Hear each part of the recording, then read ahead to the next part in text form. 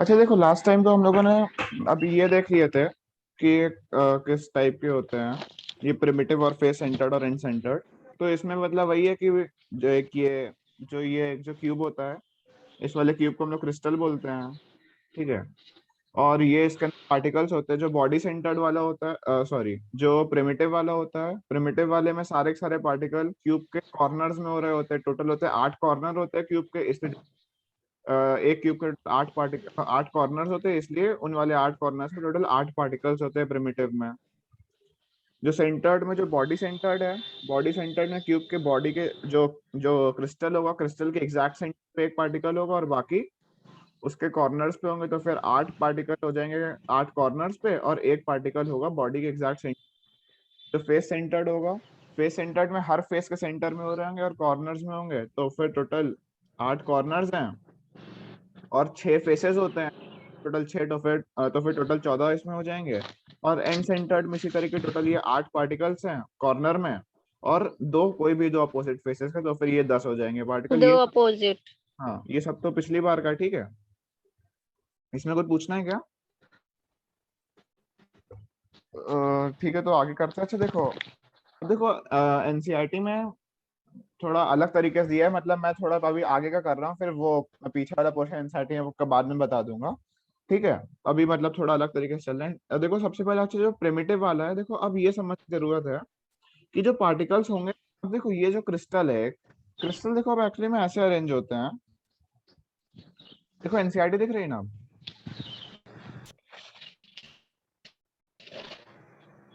नहीं भैया। हाँ एनसीईआरटी दिख रही।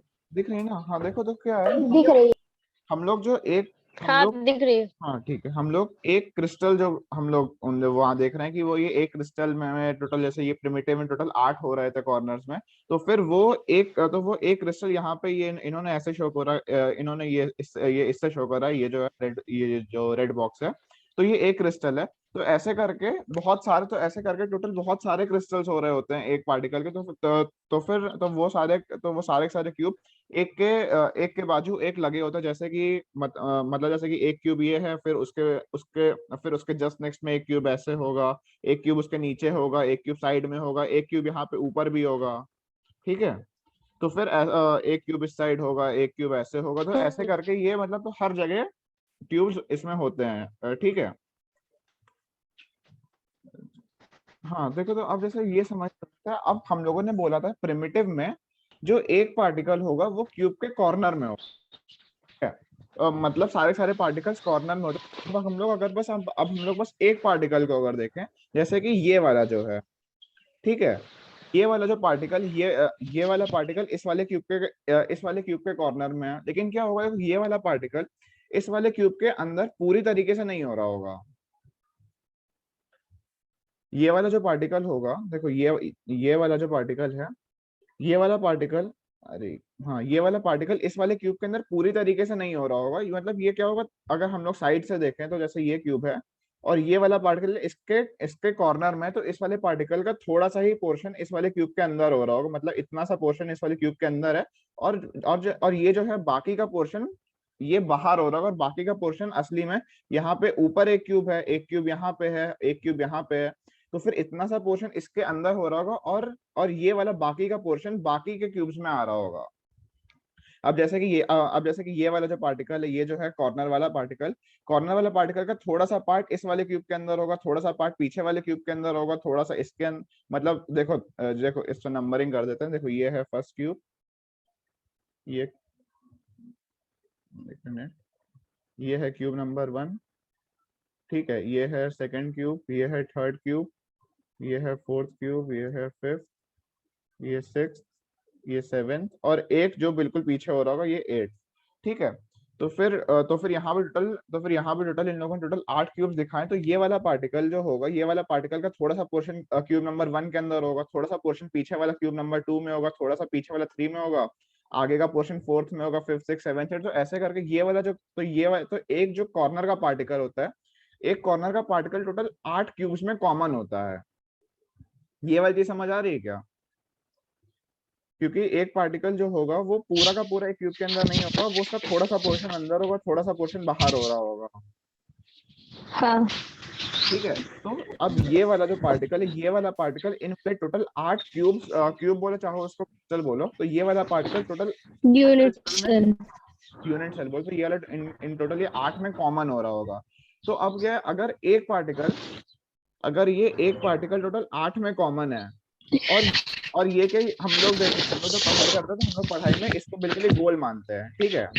ये हम लोग इसको एग्जैक्टली मतलब एग्जैक्ट स्फेरिकल शेप का मानते हैं, तो पूरा पूरा यूनिफॉर्म हो रहा होगा। तो एक पार्टिकल टोटल 8 क्यूब में अगर कॉमन है, तो इसका मतलब तो एक पार्टिकल के अंदर इसका मतलब तो म्यूट कर लेना इसको। तो फिर अगर ये एक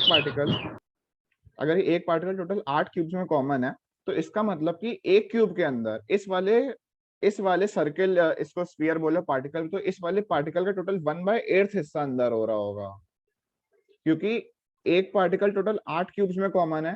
तो इसका मतलब कि एक क्यूब के अंदर इस वाले एक पार्टिकल का कितना पोर्शन अंदर होगा, तो वो टोटल 1/8 होगा। ये चीज समझ आई?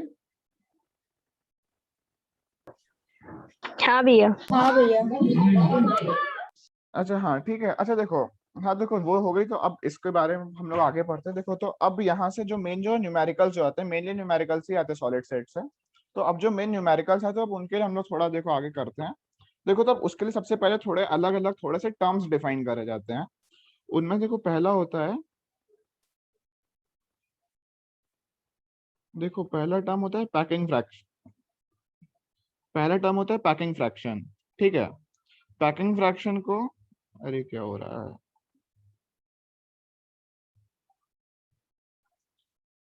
पहला टर्म होता है पैकिंग फ्रैक्शन, इसको पीएफ से शॉर्ट फॉर्म में लिखते हैं, ठीक है। देखो पैकिंग फ्रैक्शन क्या होता है कि ये एक क्रिस्टल है, ठीक है। इसके अंदर बहुत सारे इसके अंदर कितने भी पार्टिकल्स हो रहे हैं, तो देखो पैकिंग फ्रैक्शन क्या होता है, पैकिंग फ्रैक्शन रेशियो होता है कि वॉल्यूम जो कि पार्टिकल्स ऑक्यूपाई कर रहे हैं क्रिस्टल के अंदर, और टोटल क्रिस्टल की वॉल्यूम का मतलब देखो क्या है कि पैकिंग फ्रैक्शन फ्रैक्शन होता है कि कितनी स्पेस पार्टिकल्स ऑक्यूपाई कर रहे हैं, और देखो अच्छा फ्रैक्शन है कि कितनी स्पेस पार्टिकल ऑक्यूपाई कर रहे हैं to the total volume of the cube. मतलब देखो इसका ये मतलब हुआ कि सपोज मान लो कि इस वाले क्यूब के अंदर टोटल, देखो z से डिनोट करते हैं, इस वाले क्यूब के अंदर suppose total z number of particles हैं, ठीक है। इस वाले क्यूब के अंदर total z number of particles हैं, तो फिर पैकिंग फ्रैक्शन होगा z इनटू, अब एक क्यूब के, अब जो एक पार्टिकल होगा, एक पार्टिकल टोटल कितनी वॉल्यूम ऑक्यूपाई कर रहा होगा। हम लोग देखो मैंने पहले बोला कि हम लोग एक पार्टिकल को हम लोग बिल्कुल ही वो मानते भैया हैं। हाँ हाँ बोलो भैया बोलो बोलो बोलो। भैया धीरे धीरे पढ़ाइए। और ये कह रहे थे कि धीरे धीरे पढ़ाइए, और ये जेड क्या है, नंबर ऑफ पार्टिकल्स मतलब? देखो जैसे कि, अच्छा देखो अभी तो मतलब मान लो, देखो z नंबर ऑफ पार्टिकल्स है, डेफिनेशन देखो बात बता देते हैं, ठीक है। अभी देखो z क्या है कि इसके क्यूब के हम्म अंदर अभी कितने हम लोग वो बताएंगे कि वो ये z कैसे, z टोटल कितने भी नंबर ऑफ पार्टिकल्स हैं इस क्यूब के अंदर, ठीक है। अब हम लोगों ने पहले बोला कि एक मतलब पार्टिकल, ये इस क्यूब के अंदर यूनिट सेल्स है? नहीं नहीं इस वाले क्यूब को ही यूनिट सेल बोलते हैं हम लोग। अरे जैसे कि ये सब जो बना रहे थे ना ठीक हम है लोग, ठीक है। ये हाँ, सबसे ये आपने सबसे स्मॉलेस्ट वाला लिया है ना? हाँ हाँ हाँ एक को ले हाँ रहे हैं, ये सब जो है ये सब क्या टोटल नंबर ऑफ हाँ ठीक। पार्टिकल्स हैं। तो अब तो हर क्यूब के अंदर अलग अलग, तो अलग अलग नंबर ऑफ पार्टिकल्स होते हैं ना। मतलब कि जैसे कि प्रिमिटिव के अंदर 8 ठीक कॉर्नर्स है। में थे, फेस सेंटर्ड के अंदर 8 हाँ कॉर्नर, हाँ हाँ हर के अंदर अलग अलग होते हैं। तो मान लेते हैं कि लेट से कि z हाँ भैया नंबर ऑफ समझ गए। पार्टिकल्स हो रहे होंगे, ठीक है। ठीक है। अब हम लोगों ने, मैंने बताया कि हम लोग एक पार्टिकल को हम्म। हम लोग अपनी पढ़ाई में स्फीयर मानते हैं, बिल्कुल गोल मानते हैं। तो इस वाली स्फीयर की रेडियस r हो रही है, ये मान लिया, ठीक है। तो इसका मतलब तो एक स्फीयर टोटल, हम्म तो एक स्फीयर कितनी वॉल्यूम ऑक्यूपाई कर रहा हो, तो एक स्फीयर की जो वॉल्यूम हो रही होगी वो हो रही है 4/3 पाई r, ठीक है। हम्म फिर हम्म तो फिर टोटल z पार्टिकल्स हैं, एक पार्टिकल 4/3 पाई r क्यूब की वॉल्यूम ऑक्यूपाई कर रहा है, तो इसका मतलब कि टोटल कितने वॉल्यूम ऑक्यूपाई कर रहे होंगे सारे के सारे पार्टिकल्स, तो वो हो जाएगा z into 4/3 pi r cube. ये वाली वॉल्यूम हो रही होगी जो वॉल्यूम सारे के सारे पार्टिकल्स ऑक्यूपाई कर रहे होंगे इस क्यूब के अंदर,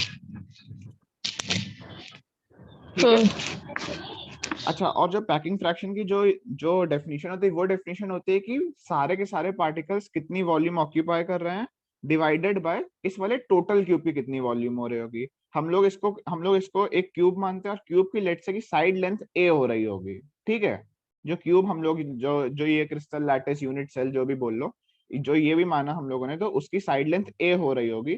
तो फिर इस वाले यूनिट सेल की जो टोटल वॉल्यूम हो जाएगी वो हो जाएगी ए क्यूब। ठीक है,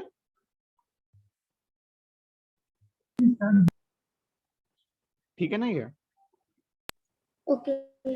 हाँ, तो फिर पैकिंग फ्रैक्शन हो जाएगा कि टोटल पार्टिकल्स ने वॉल्यूम ऑक्यूपाई करी z into 4/3 πr³ divided by volume जो कि ये क्यूब की हो रही होगी, जो कि हो जाएगी ए क्यूब। ठीक है, तो फिर ये वाली वैल्यू होती है पैकिंग फ्रैक्शन की। पैकिंग फ्रैक्शन को पीएफ से डिनोट करते हैं। तो जो पैकिंग फ्रैक्शन होता है कि z total number of particles हो रहे होंगे इनटू ये हो जाएगी वॉल्यूम ऑक्यूपाइड बाय, ये हो जाएगी volume occupied by one particle. तो z इंटू 4/3 πr³ हो जाएगी टोटल वॉल्यूम जो कि सारे के सारे पार्टिकल्स ऑक्यूपाई कर रहे होंगे, divided by volume of this unit cell. और जो ये हम लोग यूनिट सेल मान रहे हैं, यूनिट सेल की हम लोग साइड लेंथ ए ले रहे हैं, तो फिर इसकी वॉल्यूम हो जाएगी ए क्यूब। तो ये वाली डेफिनेशन पैकिंग फ्रैक्शन की होती है। इसको बस ऐसे डायरेक्ट डिफाइन करा जाता है ये, क्योंकि क्वेश्चन में यही पूछते हैं। अच्छा, अब जो z होता है, देखो z मैंने बोला था ना कि टोटल नंबर ऑफ पार्टिकल्स हो रहे होते हैं। z को अगर बुक में देखो तो इसको बोलेंगे कि z equals to effective number of particles. इसको बोलेंगे इफेक्टिव नंबर, क्वेश्चंस में भी यही लिखेंगे यहाँ तक। तो z को बोलते हैं इफेक्टिव नंबर ऑफ पार्टिकल्स जो कि क्यूब के अंदर हो रहे होंगे। z हो रहा होगा इफेक्टिव नंबर ऑफ पार्टिकल्स जो कि क्यूब के अंदर हो रहे हैं। अब अभी देखो, अभी बताऊंगा कि z कैसे आता है, वो बता दूंगा। ठीक है, उसकी चिंता ना करो, z बता देंगे। अभी बस दो चीजें और डिफाइन करें। तो पहला होता है पैकिंग फ्रैक्शन। अच्छा देखो, तो सीधे अब आगे वही करते हैं। अब मैं सीधे ये बताता हूँ कि z क्या है। ठीक है, तो हम लोग देखो सबसे पहले, देखो जो आसान केस होता है, सबसे आसान केस होता है प्रिमिटिव वाला। देखो प्रिमिटिव में क्या होता है कि जो क्रिस्टल लैटिस होगा उसमें सारे के सारे पार्टिकल्स कॉर्नर्स में हो रहे होंगे।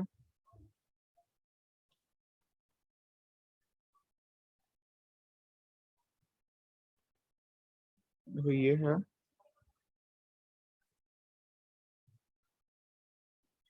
ठीक है, ये वाला केस हमारा प्रिमिटिव का था। देखो प्रिमिटिव को अच्छा सिंपल क्यूबिक भी कहते हैं। ठीक है, ये बताया था। ठीक है, अच्छा अब ये प्रिमिटिव में तो ये यूनिट सेल है और सारे के सारे पार्टिकल्स उसके उसके कॉर्नर में हो रहे होंगे। अच्छा, और मैंने अभी थोड़ी देर पहले क्या बताया था कि जो एक पार्टिकल होगा, एक पार्टिकल का टोटल 1/8 हिस्सा इस वाले क्यूब के अंदर हो रहा होगा।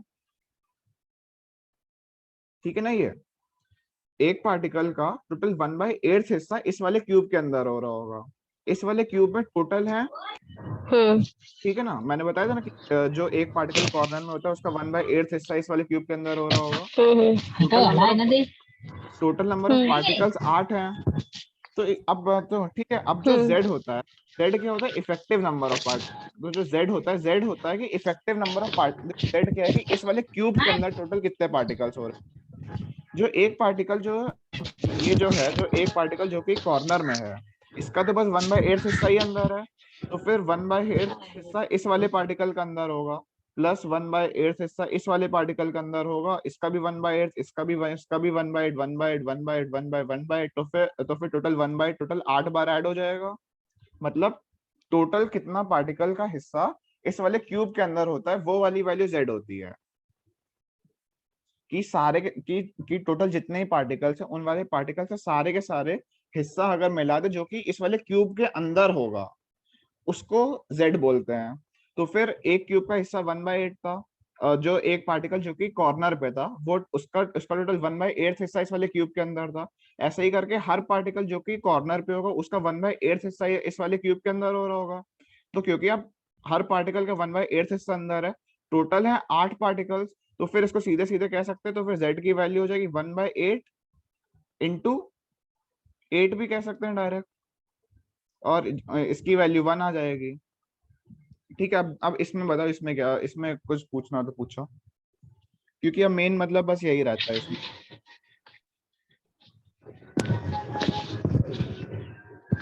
भैया। हाँ हाँ हाँ हेलो। हाँ हाँ, जैसे बोलो कि बोलो। जो यूनिट सेल है वो तो कोई भी कुछ भी हो सकती है ना, क्यूब क्यूबाइट कुछ भी हो हाँ सकती हाँ है। हाँ, क्यूब क्यूबॉइड कुछ भी हो सकता है, लेकिन हम लोग मतलब हाँ। कि अभी में लेकिन सिर्फ और सिर्फ क्यूब को ही पढ़ा जाता है। मतलब हाँ, आगे जाके दूसरा भी आ जाता है, लेकिन मेनली बस क्यूब में ही ठीक है। चलता है, और अभी भी क्यूब में ही पढ़ रहे हैं हम लोग, ठीक है। इसमें बताओ, अच्छा ये जेड में कोई दिक्कत है क्या? ठीक है भैया। जेड में बताओ, क्योंकि एक नहीं पार्टिकल का नहीं 1/8, टोटल 8 नहीं। पार्टिकल, टोटल 8 × 1/8 यानी टोटल 1। हाँ तो तो 8 फिर टाइम्स हो जाएगा, ठीक है। हाँ, तो इसका मतलब हम्म प्रिमिटिव के लिए z की जो वैल्यू होगी, हम मैंने z को बोलते हैं effective number of particle, z की वैल्यू 1 होगी, क्योंकि यहाँ से 8 × 1/8 आए, तो 8 × 8 1/8 की वैल्यू हम्म 1 हो गई, तो इसके अंदर तो z की वैल्यू 1 होगी, ठीक है। तो प्रिमिटिव हम्म को सिंपल क्यूबिक में, तो हम्म इसमें z की वैल्यू 1 आती है, ठीक है। अच्छा देखो, अब हम लोग को कैलकुलेट करना होगा पैकिंग फ्रैक्शन, जो पहले बोला था, ठीक है। जो पैकिंग फ्रैक्शन होता है, हम्म पैकिंग फ्रैक्शन होता है z × 4/3 πr³ अपॉन वॉल्यूम। ये होता है z × 4/3 πr³ upon a cube. ये जो सेल मान रहे हैं, इस वाले सेल में, इसमें सेल की ये जो है रेडियस है, सेल की रेडियस a मान लेते हैं, ठीक है। अरे मतलब रेडियस कह हम्म रहा हूँ, सेल की साइड लेंथ को a मान लेते हैं, और ये जो है हर पार्टिकल की रेडियस को r मान लेते हैं। तो पैकिंग फ्रैक्शन की वैल्यू हो जाएगी z, जो कि 1 है, into volume, into volume of एक पार्टिकल जो कि था 4/3 πr³। तो 4/3 इंटू पाई इंटू रेडियस को r माना, r³ अपॉन a³। तो फिर 4/3 πr³ ये वाली वैल्यू आ गई पैकिंग फ्रैक्शन की, ठीक है। तो फिर ये तो वही वो ये सिंपली फॉर्मूला में हम लोगों ने डाला, और यहाँ से ऐसे करके ये पैकिंग फ्रैक्शन की वैल्यू आ गई। अच्छा देखो देखो, अब क्या होता है, देखो डायग्राम हम लोग ताकि समझ में आए, तो इसलिए हम लोग ये जो होता है यूनिट सेल का डायग्राम ऐसा बना देते हैं, ताकि आसानी समझ आ जाए।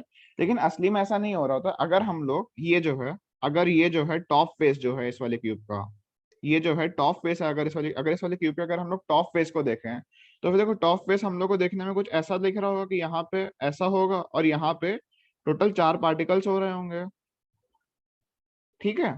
देखो यहाँ पे हम लोग पार्टिकल्स को छोटा छोटा बनाते हैं, ताकि वो हम लोग ये ताकि सारे सारे पार्टिकल्स को अंदर बना सके, लेकिन असली में इतने छोटे नहीं है, असली में बड़े होते हैं, ठीक है ना। तो फिर अगर ये वाला जो क्यूब है, इस वाले क्यूब के अगर हम लोग टॉप फेस को देखें, तो इसका टॉप फेस, अच्छा देखो एनसीईआरटी में भी,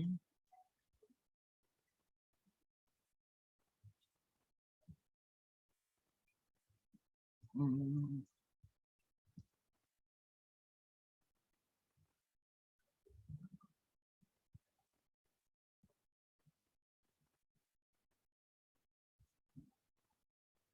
एक मिनट रुकना।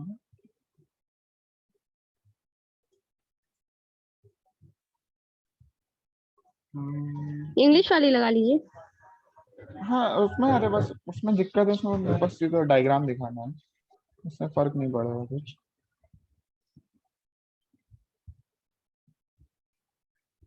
शीशी के नीचे दिया है।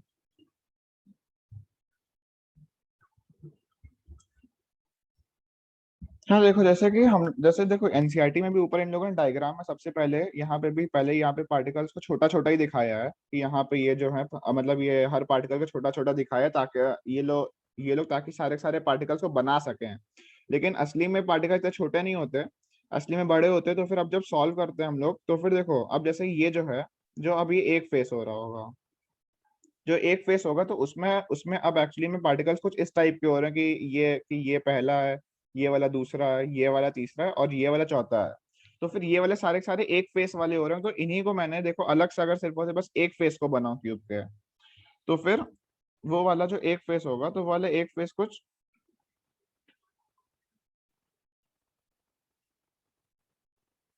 एक ये होगा, एक ये होगा, एक ये होगा, और एक ये होगा। तो फिर ये एक फेस है, और उसके अंदर के टोटल ये है 4 पार्टिकल्स इस टाइप से हो रहे होंगे। ये वाले चारों चारों स्फीयर ही हैं, हर की रेडियस आ रहा है, देखने में ड्राइंग का वो है। लेकिन ये सारे सारे पार्टिकल बिल्कुल सेम है, हर की रेडियस आर हो रहेगा, और ये बिल्कुल ही एग्जैक्ट स्फीयर है। और ये जो क्यूब है, इस वाले क्यूब की ए रेडियस हो रही होगी, सॉरी मतलब इस वाले क्यूब की ए साइड लेंथ हो रही होगी, ठीक है ना। अच्छा देखो, अब अगर देखें, हम्म, हम्म, यहाँ पे भी अच्छे से बनाना पड़ेगा एक बार। सिर्फ दो ही बनाता हूँ, ठीक है। अच्छा मैं देखो, एक ये हो रहा होगा और एक ये हो रहा होगा। ठीक है, जो ये वाला क्यूब है, इस वाले क्यूब का सेंटर यहाँ पे हो रहा होगा, और इस वाले और मतलब इस वाले पार्टिकल, इस वाले स्फीयर का सेंटर यहाँ पे हो रहा होगा, और इस वाले स्फीयर का सेंटर यहाँ पे हो रहा होगा। तो अब क्या है कि ये वाला जो, अब ये दोनों ही, अब यहाँ पे जितने भी ये सारे के सारे स्फीयर की रेडियस आ रहे हैं, तो ये वाली डिस्टेंस आर रेडियस हो जाएगी, और ये वाली डिस्टेंस भी आर रेडियस हो रही होगी। और ये भी पता है कि ये जो क्यूब है, इस वाले क्यूब की साइड लेंथ ए है, ये वाली रेडियस आर है, और ये वाली रेडियस भी आर है। तो इससे हम लोग तो इससे डायरेक्टली ये देख सकते हैं कि जो ए की वैल्यू हो रही होगी, ए की वैल्यू 2r के बराबर हो रही होगी, क्योंकि ये भी आर है, क्योंकि ये वाली डिस्टेंस आर है, क्योंकि ये है एक स्फीयर की रेडियस, और क्या है कि ये वाली डिस्टेंस भी आर है, क्योंकि ये है दूसरे स्फीयर की रेडियस, और ये वाले दोनों के दोनों ही स्फीयर आपस में एक दूसरे को एग्जैक्टली टच कर रहे होंगे, जैसे एनसीईआरटी में ये दिखाया है कि ये देखो कि ये वाली डिस्टेंस आर हो जाएगी, ये वाली डिस्टेंस आर है, और ये वाली डिस्टेंस भी आर है, और ये जो क्यूब है, इस वाले क्यूब की साइड लेंथ ए के बराबर है। तो फिर तो ये वाली r प्लस आर की वैल्यू 2r, तो फिर देखो यहाँ पे भी इन्होंने ये बोला है ना कि a की वैल्यू 2r। तो फिर ये वाली साइड लेंथ a है, ये वाली रेडियस r है, ये वाली रेडियस भी r हो रही होगी, तो यहाँ से तो a की वैल्यू 2r हो जाएगी, जहाँ पे a होगी साइड लेंथ और r होगी रेडियस ऑफ द स्फीयर। एक बार रुकना, ये इसका सेंटर हो रहा होगा, ये इसका सेंटर हो रहा होगा, ये वाली रेडियस r है, ये वाली रेडियस आर है, और ये दोनों और ये वाले दोनों के दोनों स्फीयर आपस में एक दूसरे को यहाँ पे टच कर रहे होंगे। तो फिर ये वाली टोटल डिस्टेंस 2r हो जाएगी, और ये वाली टोटल डिस्टेंस a के भी बराबर है, क्योंकि a है क्यूब की साइड लेंथ, तो a की वैल्यू 2r के बराबर हो जाएगी। कि ये चीज समझे? हाँ भैया। ठीक है, तो हाँ, तो फिर a की वैल्यू 2r के बराबर आ गई। अब जो हम लोगों ने अभी ऊपर जो पैकिंग फ्रैक्शन जो पैकिंग फ्रैक्शन का फॉर्मूला देखा था, वो आया था, देखो उसमें प्रिमिटिव में, लिख सकते हैं। हाँ प्रिमिटिव में z की वैल्यू 1 थी, 4/3 pi are cube upon a cube था। अब यहाँ पे a को डाल देंगे 2r, तो फिर ये हो जाएगा 2r का होल क्यूब, ये हो जाएगा 2r का होल क्यूब। तो यहाँ से वो होगा, तो यहाँ से बचेगा pi 4/3 into 8r cube. R cube से आर क्यूब कैंसिल हो जाएगा, यहाँ से ये 4 से 2, तो फिर इसकी वैल्यू आ जाएगी पाई/6। ठीक है, तो फिर देयरफॉर पैकिंग फ्रैक्शन जो प्रिमिटिव का, देखो ये वाला केस हम लोग प्रिमिटिव का देख रहे हैं, क्योंकि इसमें सारे सारे पार्टिकल कॉर्नर पे हैं, तो फिर ये वाला केस प्रिमिटिव का देख रहे हैं हम लोग। तो फिर पैकिंग फ्रैक्शन जो कि प्रिमिटिव में आता है, जो कि प्रिमिटिव टाइप यूनिट सेल में आता है, उसकी वैल्यू पाई/6 के बराबर आती है। जिसको डेसिमल में करो तो इसकी वैल्यू 0.524 तो इसके लिए 0.524 आ जाती है। तो फिर ये हो गया पैकिंग फ्रैक्शन। देखो ये वाली वैल्यू बोर्ड्स के लिए नहीं आ, देखो अब देखो, जैसे कि बोर्ड में डायरेक्टली एक क्वेश्चन ये आ सकता है कि ये directly packing fraction of primitive को डायरेक्टली प्रूव करो कि वो कैसे आएगा। तो फिर तो उस वाले केस में डायरेक्ट ऐसे लिखेंगे, पैकिंग फ्रैक्शन का फॉर्मूला लिखेंगे, फिर उसके बाद ऐसे क्यूब बनाएंगे, बोलेंगे इसकी ये रेडियस आर, साइड लेंथ ए, तो ए की वैल्यू 2r, उसको फॉर्मूला, तो पैकिंग फ्रैक्शन में 524 आ जाएगी। अच्छा होता है कि इसको तुम चाहो तो डायरेक्टली याद भी रख सकते हो कि पैकिंग फ्रैक्शन प्रिमिटिव केस में 0.524 आता है। डायरेक्टली याद रखना, याद भी रख सकते हो। अच्छा देखो, अब एक चीज और बस डिफाइन होती है, वो होती है कोऑर्डिनेशन नंबर। भैया कोऑर्डिनेशन, इसकी यूनिट नहीं होती? ओके, देखो जो भी चीजें रेशियो पैकिंग। होती है, उनकी उनकी यूनिट हम्म। है। इसलिए क्योंकि हाँ हाँ, ठीक है भैया। क्योंकि ऊपर भी वॉल्यूम होगी, नीचे भी वॉल्यूम होगी, ये रेशियो है, या हम्म। रेशियो फ्रैक्शन बोलो, तो उसकी यूनिट नहीं होती। ठीक है। अच्छा, एक चीज ठीक और है। डिफाइन करी जाती है, कोऑर्डिनेशन नंबर। ठीक है, ये भी डिफाइन करते हैं। कोऑर्डिनेशन नंबर देखो क्या होता है कि तुम क्यूब के तुम कोई भी एक पार्टिकल को कंसीडर कर लो। मतलब तुम अब जैसे कि प्रिमिटिव में हम लोग को एक क्यूब में टोटल 8 पार्टिकल्स दिख रहे हैं, टोटल ये 8 दिख रहे हैं। अब तुम इनमें से तुम कोई भी एक को कंसीडर कर लो। अब हम लोग, अब फिर क्या होगा, एक मिनट मिटा लो पहले।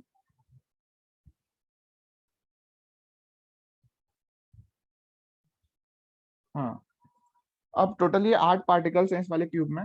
तो अब इनमें से तुम कोई भी तुम एक पार्टिकल को तुम कंसिडर कर लो।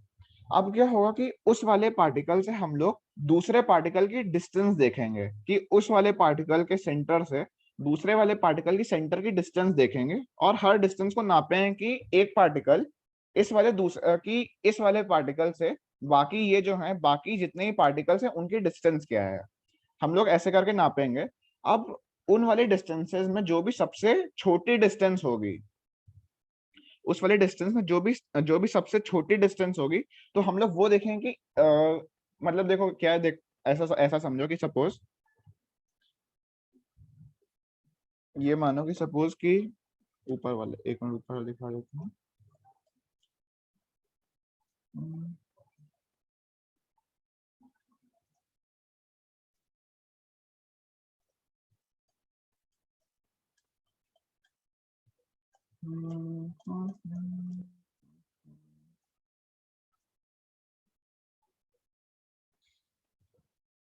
हाँ, जैसे कि ये मान लो कि जैसे ये क्यूब है, यहाँ पे टोटली 8 पार्टिकल्स हैं। तो अब इनमें से अब कोई भी एक पार्टिकल को तुम कंसिडर कर लो। मान लो कि हम लोगों ने इस वाले पार्टिकल को भी मान लिया कि अब इस वाले पार्टिकल से हम लोग हर दूसरे पार्टिकल की डिस्टेंस नापेंगे। तो हम लोग को क्या दिखेगा कि इससे और इसके बीच की डिस्टेंस ए हो जाएगी, जो कि इस वाले क्यूब की साइड लेंथ है। इससे और इसके इस पार्टिकल और इस पार्टिकल के बीच की भी डिस्टेंस ए होगी। अच्छा, अगर हम लोग अब ये वाला जो पार्टिकल है और अगर इसके बीच की डिस्टेंस देखें, तो ये हम लोग कुछ ऐसे दिखेगा। अगर ऊपर से देखें तो क्या होगा कि एक यहाँ पे हो रहा होगा और एक यहाँ पे हो रहा होगा। तो फिर ये दोनों एक दूसरे और एक यहाँ पे होगा, एक यहाँ पे होगा, और अब ये दोनों वो हैं, आपस में डायगोनल्स हैं कि ये ऊपर एक स्क्वायर होगा, और ये इनके बीच के ये दोनों डायगोनल पार्टिकल्स हो रहे होंगे।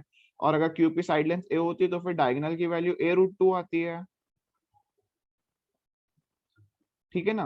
तो फिर इस वाले पार्टिकल और इस वाले पार्टिकल के बीच की डिस्टेंस a√2 हो रही होगी। अच्छा, अगर और क्या इस वाले पार्टिकल और इस वाले पार्टिकल की डिस्टेंस भी सेम a√2 ही हो रही है, क्योंकि क्योंकि ये दोनों भी एक क्यूब, क्योंकि ये दोनों भी ऐसे करके क्योंकि ये दोनों भी इस टाइप से हो रहे होंगे।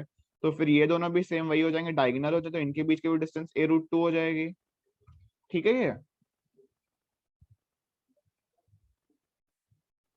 हाँ भैया। अच्छा, अब अगर ये देखें कि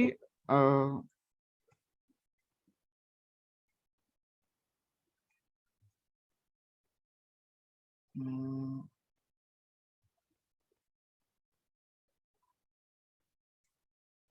हाँ ठीक है, अब हम लोग इसको और अगर इसको देखें तो फिर ये क्या है, ये अब अब ये पूरे पूरे क्यूब की ये एक कॉर्नर है, और और ये और ये इस वाले क्यूब का दूसरा कॉर्नर है, और ये कॉर्नर बिल्कुल ही एक दूसरे के बिल्कुल ही एग्जैक्टली अपोजिट है। और मतलब कि ये अब वो होगा 3D में डायग्राम है कि ये वाला पार्टिकल और ये वाला पार्टिकल इस वाले क्यूब के दोनों एग्जैक्टली अपोजिट है, ये दोनों सेम फेस में नहीं होंगे। तो इनके बीच के तो जो क्यूब के जो तो क्यूब की जो बीच की डिस्टेंस होती है वो वाली डिस्टेंस a√3 के बराबर होती है, ये पता है? जो ये क्यूब के a√3 होती है, ये जो क्यूब के दो डायगोनल पार्टिकल्स के बीच की जो डिस्टेंस होती है अपोजिट डायगोनल्स की। ये बता दो, वरना से बता दो अलग से। हाँ भैया बता दीजिए। हाँ ठीक है, एक मिनट।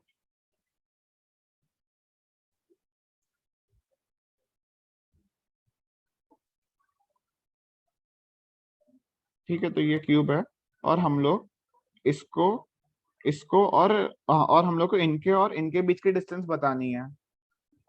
ठीक है, तो अब हम लोग क्या करेंगे, अब एक ट्राइंगल मान लेते हैं।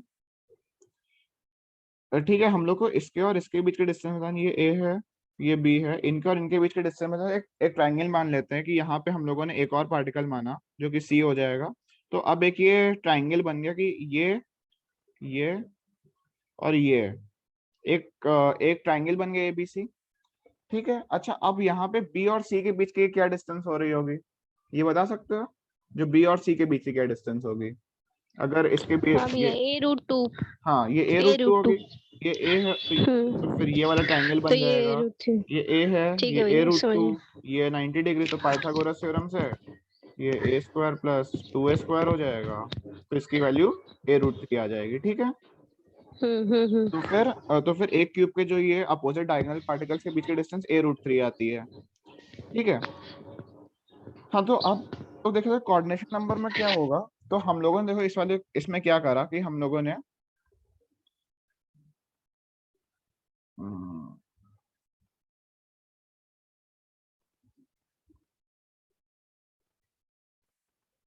हाँ ठीक है, तो हम लोगों ने कोई भी तो कोई भी सबसे पहले एक पार्टिकल देखा।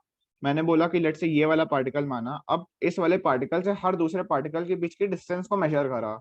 तो ये तो एक डिस्टेंस ए आई, एक डिस्टेंस ए आई, एक डिस्टेंस a√2 आई, इसके लिए डिस्टेंस a√3 आई। अच्छा, इसके लिए भी वही डिस्टेंस a√2 हो रही होगी, ये वाली डिस्टेंस भी a√2 हो रही है, क्योंकि ये सब बस के ये अलग अलग फेसेस हैं। इसके और इसके बीच की डिस्टेंस a होगी, इसके और इसके बीच की भी डिस्टेंस a हो रही होगी, और इसके और इसके बीच की डिस्टेंस a होगी। तो ऐसे करके हम लोगों ने सारे डिस्टेंसेस को नापा, और अब फिर क्या बोला कि जो भी सबसे छोटी डिस्टेंस आई, इस वाले केस में देखो क्या कि इस वाले केस में हम लोग को टोटल तीन अलग अलग डिस्टेंसेस मिली। एक डिस्टेंस आई a आई, एक डिस्टेंस a√2 आई, और एक डिस्टेंस a√3 आई। इन वाली तीनों तीनों वैल्यूज में सबसे सबसे ज्यादा छोटी डिस्टेंस a डिस्टेंस है। ठीक है, सबसे छोटी डिस्टेंस ए डिस्टेंस है, तो हम लोग ने देखा देखो सबसे पहले निकाल ली कि सबसे छोटी डिस्टेंस कितनी है, तो वो डिस्टेंस ए आई। अब हम लोग ये देखेंगे कि इस वाली सबसे छोटी डिस्टेंस में टोटल टोटल कितने नंबर ऑफ पार्टिकल्स हैं जो कि इस वाले पार्टिकल से ए डिस्टेंस में हो रहे होंगे। देखो सबसे पहले हम लोगों ने अलग अलग डिस्टेंस निकाली। वो उन वाली डिस्टेंसेस में सबसे सबसे ज्यादा छोटी डिस्टेंस ए आई। अब हम लोग ये देखेंगे कि इस वाली सबसे ज्यादा छोटी डिस्टेंस में टोटल कितने नंबर ऑफ पार्टिकल्स हो रहे होंगे जो कि इस ए डिस्टेंस में जिनके मतलब कि जिन दो पार्टिकल्स के बीच की डिस्टेंस ए हो रही होगी, हम लोग को वो बताना है कि इस पार्टिकल से टोटल कितने पार्टिकल्स हो रहे होंगे जिन पार्टिकल की डिस्टेंस ए हो रही होगी इससे, क्योंकि ए स्मॉलेस्ट डिस्टेंस 4 आई है, है। 4 हो रहा है भैया क्यूब में तो भी।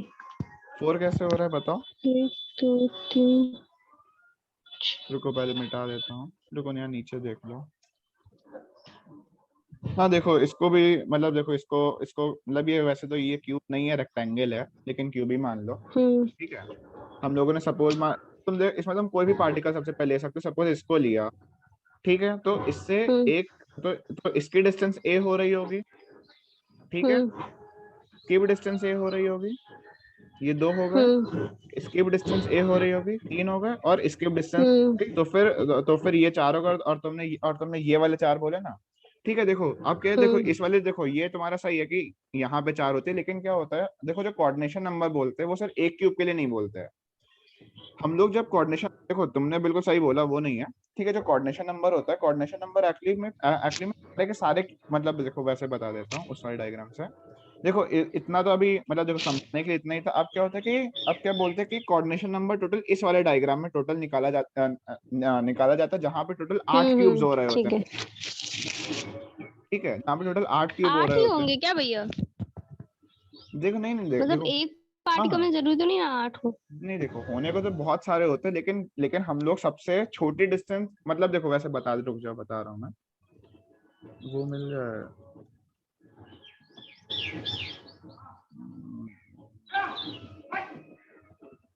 ये रहा।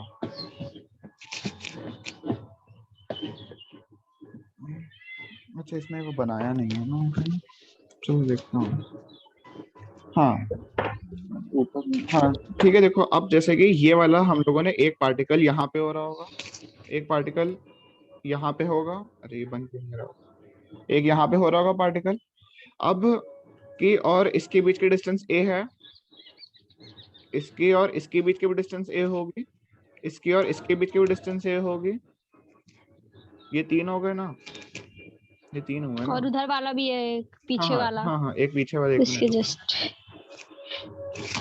यहाँ पे 3 हुए, हाँ ठीक है, देखो एक ये हो गया, एक ये हो गया, एक ये हो गया, और एक एक होगा ऊपर यहाँ वाला पे, भी है।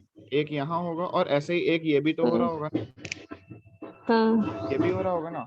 तो इसका मतलब ये हाँ। अच्छा देखो, अब तुमने जैसे वो पूछा कि 8 ही क्यों लिया है, क्योंकि देखो मतलब देखो क्यूब्स टोटल जैसे 8 हो रहे होंगे। अब जैसे कि देखो अब देखो असली में जैसे क्या होगा कि क्यूब यहाँ पे भी हो रहे होंगे, लेकिन क्या अगर अगर सपोज में इसकी एक क्यूब यहाँ पे हो रहा होगा और ऐसे एक पार्टिकल यहाँ पे हो रहा होगा, लेकिन अगर मैं इसकी और अगर इसके बीच की ये वाली डिस्टेंस 2a के बराबर हो जाएगी ना। और कोऑर्डिनेशन नंबर में हम लोग को सबसे वो ये चाहिए होती है, सबसे ये छोटी डिस्टेंस चाहिए होती है हमेशा, सबसे छोटी डिस्टेंस चाहिए होती है। इसलिए हम लोग मतलब कि इसलिए मेन बस ये 8 को ही कंसिडर करते हैं, क्योंकि हम लोग देखो क्या होता है कि सबसे वो ये नियरेस्ट पार्टिकल के लिए बस निकालने का रहता है, बाकी को निकालने का नहीं रहता। फिर तो फिर ये कितने हो गए, 1 2 3 4 5 6 हो गए टोटल। कि ये माना तो इसकी डिस्टेंस a है, इसकी भी डिस्टेंस a, इसकी डिस्टेंस, इसकी डिस्टेंस, इसकी डिस्टेंस और इसकी डिस्टेंस। तो इन की डिस्टेंस a आई, इसका मतलब टोटल 6 पार्टिकल्स हैं जो कि इस वाले पार्टिकल से आज a डिस्टेंस पे हैं। और a डिस्टेंस प्रिमिटिव के में केस में सबसे ज्यादा छोटी डिस्टेंस होती है। ये भी हम लोगों ने देखा कि एक आई थी a, एक आई थी a√2 और एक आई थी a√3। तो a सबसे ज्यादा छोटी डिस्टेंस थी, और टोटल पार्टिकल्स जो कि a डिस्टेंस पे थे वो आए 6 आए। ठीक है, तो फिर कोऑर्डिनेशन नंबर, तो कोऑर्डिनेशन नंबर इसी को कहते हैं कि सबसे पहले हम लोग निकाले हैं कि स्मॉलेस्ट डिस्टेंस क्या है, सबसे पहले निकालें कि स्मॉलेस्ट डिस्टेंस क्या है, फिर नंबर ऑफ पार्टिकल्स जो कि इस स्मॉलेस्ट डिस्टेंस पे हो रहे होंगे। ठीक है, फिर total number of particles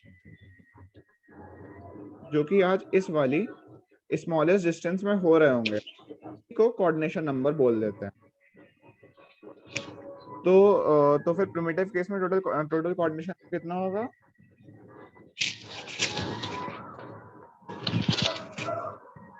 hello, बताओ कोई। क्या भैया? तो फिर कोऑर्डिनेशन नंबर क्या है कि टोटल नंबर ऑफ पार्टिकल्स जो कि स्मॉलेस्ट डिस्टेंस पे हो रहे होंगे। प्रिमिटिव के केस में स्मॉलेस्ट डिस्टेंस a आई थी, और टोटल पार्टिकल्स जो कि इस स्मॉलेस्ट डिस्टेंस में जो कि इस स्मॉलेस्ट डिस्टेंस में थे वो थे 6। तो फिर कोऑर्डिनेशन नंबर प्रिमिटिव के केस में कितना हो जाएगा? 6 हो जाएगा, क्योंकि कोऑर्डिनेशन नंबर को यही बोलते हैं कि टोटल नंबर ऑफ पार्टिकल्स जो कि स्मॉलेस्ट डिस्टेंस में हो रहे हो, वो होता है कोऑर्डिनेशन नंबर।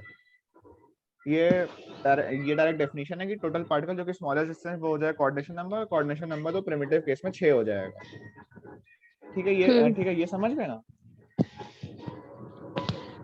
हाँ तो फिर देखो, तो मेन यही था कि तो फिर यही है कि देखो मेन बस यही दो होते हैं।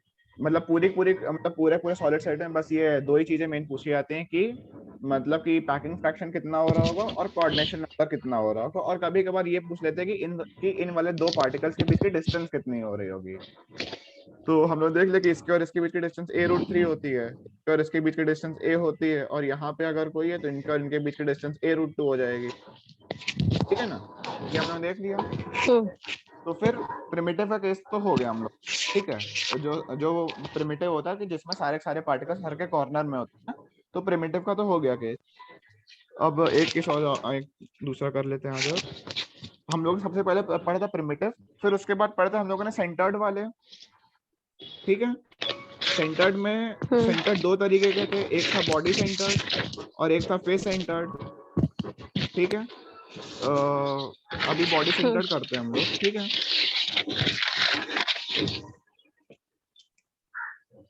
जो कि बॉडी सेंटर्ड था, बॉडी सेंटर्ड में क्या था कि सारे पार्टिकल कॉर्नर में थे, सारे पार्टिकल कॉर्नर में थे, और एक पार्टिकल बॉडी के बिल्कुल ही सेंटर में था।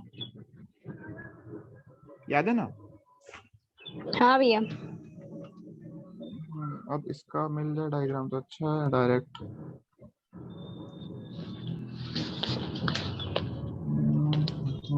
भैया जो पैकिंग फ्रैक्शन है, तो उसमें भी तो सारे केसेस के लिए निकालेंगे हम लोग, प्रिमिटिव के लिए भी, बॉडी सेंटर्ड, सेंटर्ड के लिए भी सब। ठीक है। हाँ वही होता है, मतलब कि देखो जो मेन न्यूमेरिकल्स आते हैं, मेन न्यूमेरिकल बस यही आते हैं कि इस वाले केस में पैकिंग फ्रैक्शन क्या होगा, उसमें ये क्या होगा। देखो बॉडी सेंटर्ड,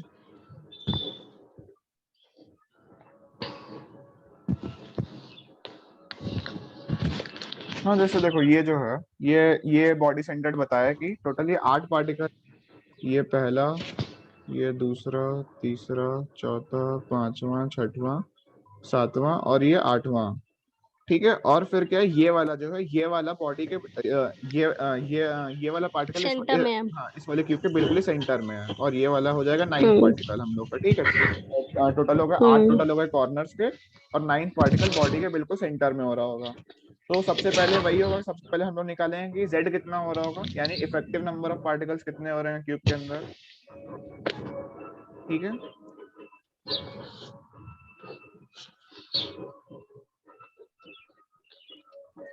तो फिर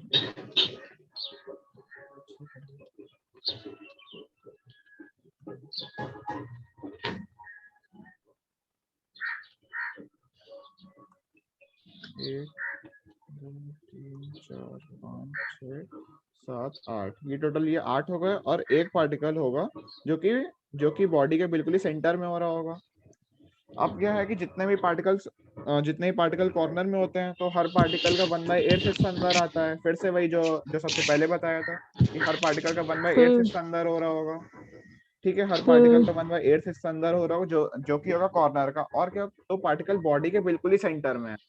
तो अगर कोई उसका पार्टिकल, पूरा पार्ट। सही, बिल्कुल सही, कि कोई पार्टिकल क्यूब के बिल्कुल हम्म अंदर में, तो उसका पूरा का पूरा पार्टी क्यूब के अंदर लाई कर रहा होगा। ठीक है, तो जो z हो जाएगा, z क्या होगा, total effective number of particle. अच्छा, ये 8 कॉर्नर्स हैं, 8 कॉर्नर का हर का 1/8 हिस्सा अंदर लाई कर रहा है, 8 इंटू 1/8, प्लस ये जो होगा सेंटर वाला पार्टिकल, सेंटर वाला पार्टिकल का पूरा ये पूरा का पूरा वो अंदर ही लाई कर रहा है, तो तो फिर टू उसका, हाँ, तो उसका डायरेक्टली हो जाएगा +1। तो 2 हो जाएगा। तो उसका डायरेक्टली हो जाएगा +1, तो फिर z की वैल्यू 2 आ जाएगी। ठीक है, तो फिर जो बॉडी हम्म सेंटर्ड केस है, तो बॉडी सेंटर्ड केस के लिए z की वैल्यू, तो बॉडी सेंटर्ड केस के लिए z की वैल्यू 2 के बराबर होती है। अब हम लोग फिर से वही देखें कि पैकिंग फ्रैक्शन हो जाएगा, z की 2 है, इंटू हर 2 एक इंटू पार्टिकल की रेडियस r है, 4/3 pi r cube. 4/3 pi are cube. और और ये जो है क्यूब है, क्यूब की साइड लेंथ a है, तो अपॉन होता है वॉल्यूम ऑफ क्यूब, कि क्यूब की कितनी वॉल्यूम हो रही है, जो कि होगी a क्यूब। ठीक है, अब क्या होगा, प्रिमिटिव वाले केस में r की वैल्यू 2a आ गई थी। ठीक है, लेकिन इस वाले केस में r की वैल्यू डायरेक्टली 2a नहीं कह सकते, क्योंकि क्या है कि अंतर क्या हुआ है, कि अंतर ये हुआ है कि इस बार एक पार्टिकल बॉडी के बिल्कुल ही सेंटर में भी आ गया। अब एक पार्टिकल बॉडी के बिल्कुल सेंटर में दिक्कत ये भैया होगी। आर की वैल्यू 2a कहाँ आ रही थी? ए की वैल्यू 2r आ रही थी। हाँ, सॉरी सॉरी सॉरी, a की वैल्यू 2r आ रही थी। ठीक है, अच्छी बात है, देखा नहीं, ध्यान नहीं दिया। ठीक है, तो प्रिमिटिव के में a की वैल्यू 2r आ रही थी। अब क्या है, लेकिन प्रिमिटिव और यहाँ पे ठीक अंतर है, क्या, हाँ। अंतर ये हुआ कि एक पार्टिकल सेंटर में आ गया। तो अब वो एक पार्टिकल अब यहाँ पे क्योंकि सेंटर में आ गया, तो ऊपर गया था। देखो, प्रिमिटिव वाले केस में सारे पार्टिकल एक दूसरे को अच्छे से टच कर पा रहे थे, एक दूसरे, क्योंकि बीच में कोई और पार्टिकल नहीं था। लेकिन अगर मान लो कि एक कोई पार्टिकल अगर मान लो कि बीच में आ जाए, तो उसकी वजह से उन सबको थोड़ा बहुत अपनी पोजीशन से मूव करना पड़ेगा ना। तो फिर क्या हुआ कि ऊपर वाले केस में अब क्या होगा कि ये वाला पार्टिकल और ये वाला पार्टिकल एक दूसरे को एग्जैक्टली टच नहीं कर पा रहे होंगे सही से। तो अगर हम लोग सपोज ऊपर वाले केस को देखें, अगर सपोज मान लो कि इस वाले क्यूब को अगर हम लोग ऊपर से देखें, अगर सपोज यहाँ से ऊपर से देख रहे होंगे, तो क्या होगा कि एक यहाँ पे होगा, एक यहाँ पे होगा, एक यहाँ होगा, एक यहाँ पे होगा, और क्या होगा, एक पार्टिकल जो कि जो कि बिल्कुल बॉडी के बीच, जो कि बिल्कुल बॉडी के सेंटर में हो रहा होगा। तो क्या है, अब क्योंकि ये वाला पार्टिकल यहाँ पे आ गया, तो उसकी वजह से अब ये दोनों पार्टिकल एक दूसरे को अच्छे से टच नहीं कर पाएंगे। मतलब देखो क्या हो रहा होगा, यहाँ पे होगा, यहाँ पे होगा, यहाँ पे, और ये एक पार्टिकल यहाँ पे इनके बीच में आ गया। तो उसकी वजह से ये वाला पार्टिकल और ये वाला पार्टिकल एक दूसरे को टच नहीं कर पा रहा है। तो यहाँ पे हम लोग a की वैल्यू को 2r नहीं बोल सकते, और बल्कि क्योंकि ये वाली रेडियस r हो, ये वाली रेडियस r हो रही होगा, और क्या होगा कि इनके बीच में एक ये वाली डिस्टेंस एक्स्ट्रा होगी, है ना। इनके बीच की एक ये वाली डिस्टेंस एक्स्ट्रा हो रही होगी, तो यहाँ पे a की वैल्यू 2r नहीं होगी, बल्कि a की वैल्यू 2r से थोड़ी सी कोई, मतलब कि थोड़ी सी कोई ज्यादा वैल्यू हो रही होगी। तो हम लोग को अब है कि अब हम लोग को वो वाली वैल्यू निकालने की, वो वाली वैल्यू कितनी हो रही होगी। हाँ, बोलो बोलो बोलो, कुछ बोलना है। हाँ भैया यही पूछ रहे थे। ठीक है, तो वाली अब a की नहीं वैल्यू, नहीं, यही पूछ रहे थे। हाँ हाँ हाँ, ठीक ठीक। तो अब हम लोग यहाँ पे निकालने के लिए देखो, अभी हम लोगों ने क्या देखा कि जो क्यूब होता है, वो कहाँ गई,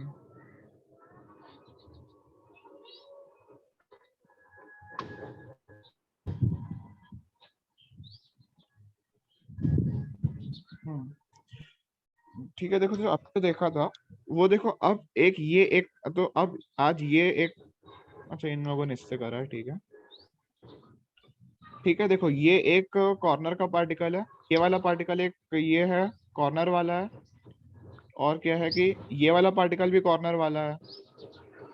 और अभी हम लोगों ने देखा था कि इन वाले दो कॉर्नर के जो पार्टिकल्स होते हैं क्यूब में, जो जो दो कॉर्नर्स बिल्कुल ही अपोजिट हो रहे होते हैं एक दूसरे के, तो उनके बीच की डिस्टेंस a√3 के बराबर होती है। ये अभी ये देखा था हम लोगों ने।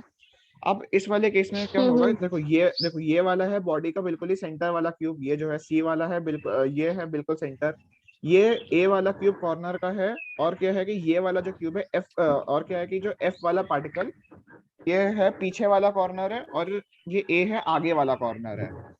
और अब क्या हो रहा है कि बॉडी सेंटर्ड केस में ये वाले ये वाले तीनों पार्टिकल आपस में एक दूसरे को ये एक दूसरे को टच कर रहे होंगे।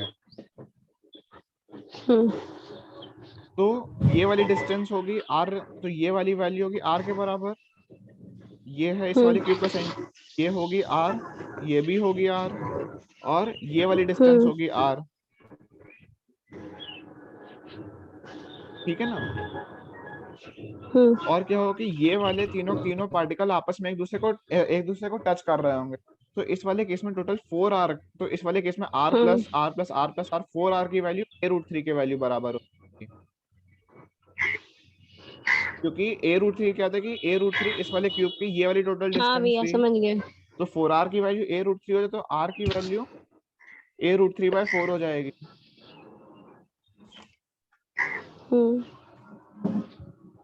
हाँ एक मिनट रुकना। हाँ 4r की वैल्यू a√3 हो जाए तो r की वैल्यू a√3/4 हो जाएगी। तो फिर जो बॉडी सेंटर्ड वाला केस हो रहा है, तो बॉडी सेंटर्ड वाले केस में तो r की वैल्यू, हाँ r की वैल्यू हो जाएगी a√3/4 के वैल्यू बराबर हो जाएगी। तो अब क्या हो, अब हम लोग ये वाली वैल्यू डाल देंगे पैकिंग फ्रैक्शन में।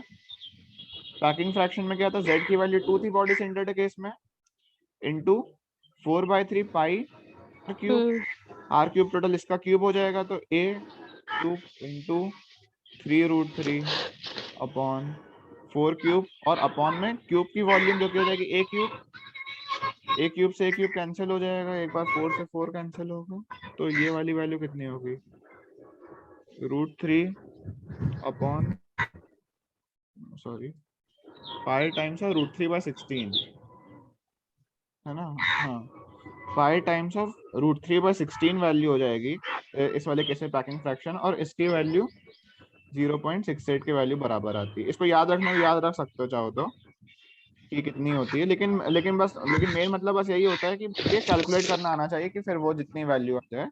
तो r की वैल्यू, तो पहले कैसे पैकिंग फ्रैक्शन वाली 0.68 आती है, और r की वैल्यू क्योंकि क्योंकि आप यहाँ पे सारे सारे डायगोनल वाले एक दूसरे टच कर रहे होंगे, तो उससे a√3/4 आ जाएगा, पैकिंग फ्रैक्शन में 0.68 हो जाएगी।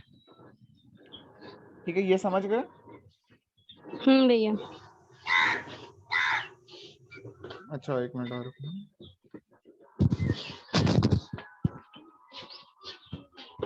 हाँ अब अगला होगा कोऑर्डिनेशन नंबर निकालना। कोऑर्डिनेशन नंबर में तो सबसे पहले क्या होगा कि हम लोग देखेंगे कि कोई भी एक पार्टिकल मान लिया, उस वाले पार्टिकल के सबसे पास में और कितने पार्टिकल्स हैं, वो वाली वैल्यू कोऑर्डिनेशन होती है। यहाँ पे डायरेक्ट डायग्राम तो बनाया नहीं होगा, इसमें भी तो भैया ए सबसे स्मॉलेस्ट होगा अगर क्यूब ले रहे हैं। नहीं, अब इसमें क्या है कि एक पार्टिकल देखो सेंटर में आ गया है, अब एक पार्टिकल बीच में भी आ गया है, जो ए जो होता है, ए स्मॉलेस्ट डिस्टेंस होती थी दो पार्टिकल जो कि क्यूब के कॉर्नर में होते, जो दो पार्टिकल जो क्यूब के कॉर्नर, तो ए वो डिस्टेंस, ए एक पार्टिकल बिल्कुल ही बॉडी के सेंटर में आ गया है। और अगर तुम एक कॉर्नर वाले पार्टिकल और अगर बॉडी के सेंटर के बीच की डिस्टेंस देखो, तो वाली डिस्टेंस a√3/2, क्योंकि पूरी डायगोनल a√3 थी, तो एक पार्टिकल बॉडी के बिल्कुल सेंटर में आ गया, तो उन दोनों के बीच की डिस्टेंस ए रूट 3/2 हो जाएगी। समझ रही है?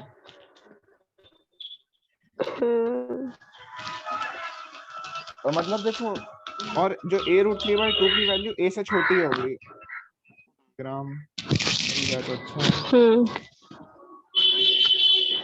हाँ चल देखो यही समझ लो, ठीक है।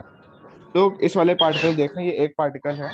अब यहाँ पे देखो, सबसे पहले मैं सिर्फ और सिर्फ वो बना रहा हूँ जो भी अच्छा देखो, वो तो देखो, वो तो समझ चुके हो कि वो ये पार्टिकल कॉर्नर में हो रहेंगे, उन सबकी डिस्टेंस ए हो रही होगी। वो ये सेम, ये फेस वालों की ए रूट 2 हो रही होगी, डायगोनल वालों की ए रूट 3 हो रही होगी। अब यहाँ पे नए आ गए बड़ी सेंटर वाले पार्टिकल, तो फिर अब मैं हर क्यूब का बस मैं बिल्कुल ही सेंटर वाला पार्टिकल बना रहा हूँ।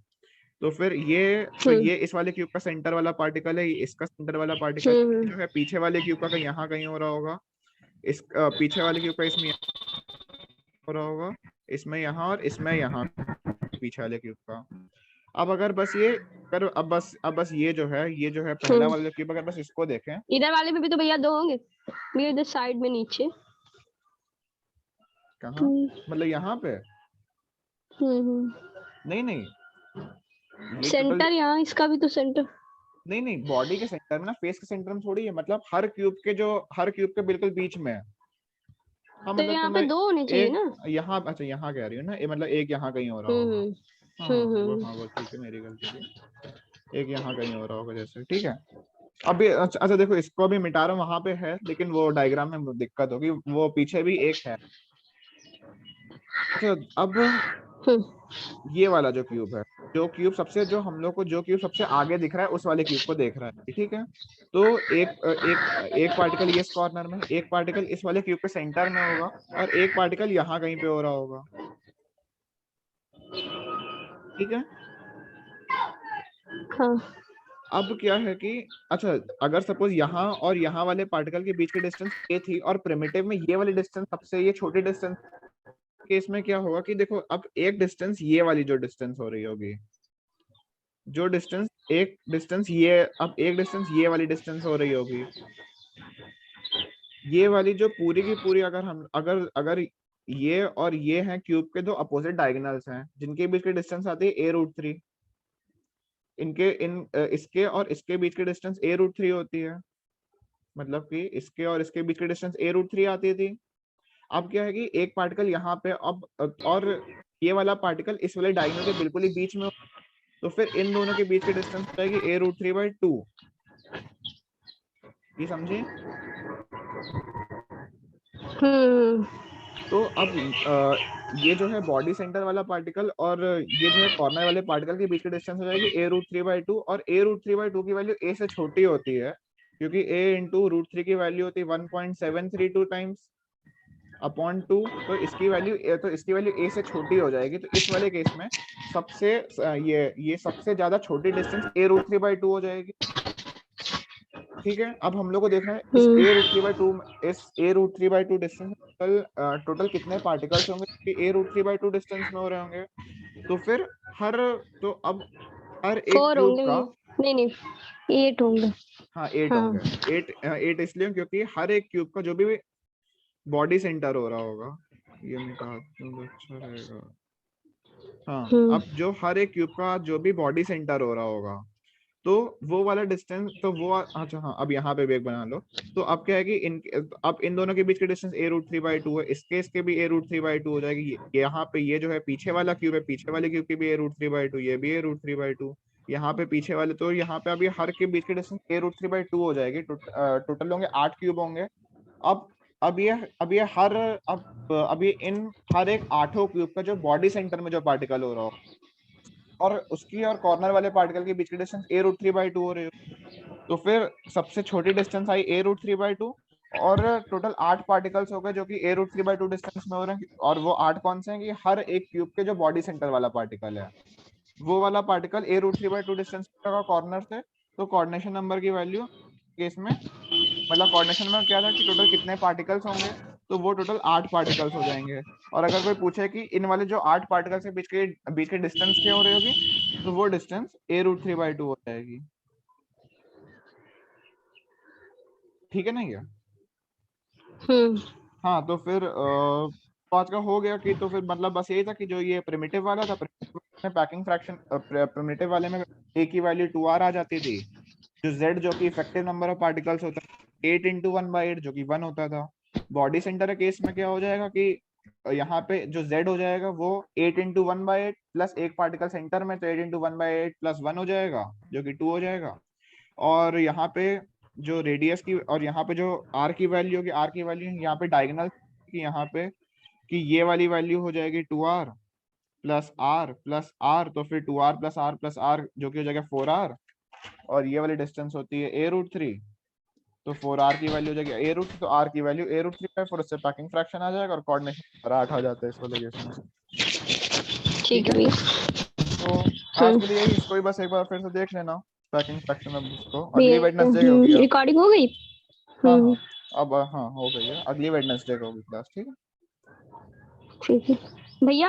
हाँ बोलो बोलो। इसमें सिर्फ एनसीईआरटी बुक से ही पढ़े या कोई और बुक?